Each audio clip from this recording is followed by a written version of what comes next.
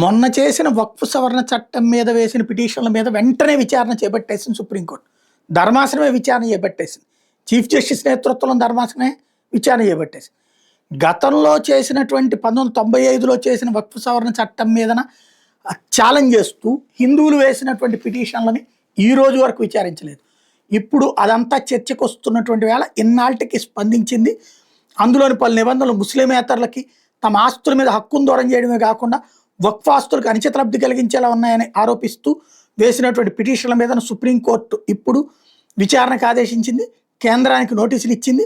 Justice BR Gavai, justice Augustine George Masih ధర్మాసనం మంగళవారం విచారణకు స్వీకరించి 1995 నాటి చట్టాన్ని ఇప్పుడెందుకు సవాల్ చేస్తున్నట్టు ఈ ప్రాతిపదికన మీ పిటిషన్ మేము ఎందుకు తిరస్కరించకూడదని చీఫ్ జస్టిస్ ఈ సందర్భంగా ప్రశ్నించారు.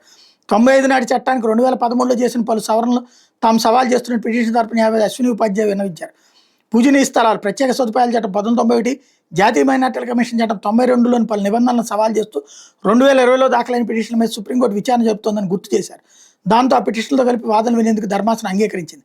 తాజా పిటిషన్ మీద స్పందించాలని కేంద్రానికి నోటీసులు ఇచ్చింది.